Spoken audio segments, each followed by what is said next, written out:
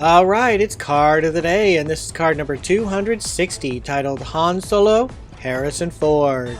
Let's learn more about the history of Harrison Ford. In 1964, after a season of summer stock with the Belfry Players in Wisconsin, Ford traveled to Los Angeles to apply for a job in radio voiceovers. He did not get it, but stayed in California and eventually signed a $150 per week contract with Columbia Pictures' new talent program, playing bit roles in films. There is little record of his non-speaking or extra roles in film. His first known role was an uncredited one as a bellhop in Dead Heat on a Merry-Go-Round in 1966. Ford was at the bottom of the hiring list, having offended producer Jerry Tarkovsky after he played a bellboy in the feature. He was told by Tarkovsky that when actor Tony Curtis delivered a bag of groceries, he did it like a movie star. Ford felt his job was to act like a bellboy. His speaking roles continued next with Love in 1967, though he was still uncredited. He was initially credited as Harrison J. Ford in the 1967 Western film A Time for Killing, starring Glenn Ford, George Hamilton, and Inger Stevens, but the J did not stand for anything since he has no middle name. It was added to avoid confusion with a silent film actor named Harrison Ford, who appeared in more than 80 films between 1915 and 1932 and died in 1957. Ford later said that he was unaware of the existence of the earlier actor until he came upon a star with his own name on the Hollywood Walk of Fame. Ford soon dropped the J and worked for Universal Studios, playing minor roles in many television series throughout the late 1960s and early 70s, including Gunsmoke, Ironside, The Virginian, The FBI, Love, American Style, and Kung Fu. He appeared in the western Journey to Shiloh in 1968 and had an uncredited non-speaking role in Michelangelo Antonioni's 1970 film Zabriskie Point as an arrested student protester. French filmmaker Jacques Demy chose Ford for the lead role of his first American film Model Shop in 1969, but the head of Columbia Pictures thought Ford had no future in the film business and told Demy to hire a more experienced actor. The part eventually went to Gary Lockwood.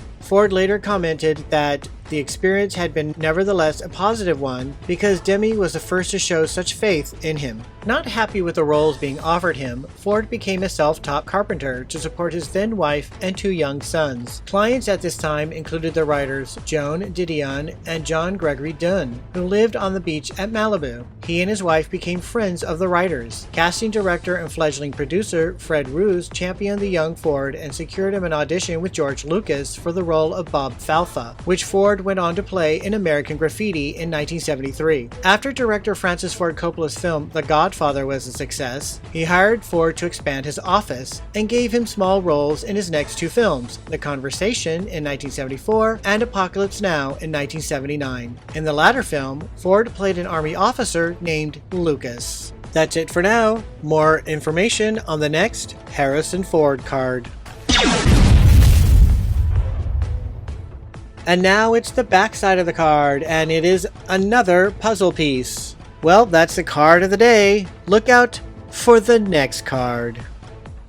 Thank you for watching Star Wars Obsessed Card of the Day. If you like this video, give it a thumbs up. You can follow Star Wars Obsessed on Instagram and Facebook.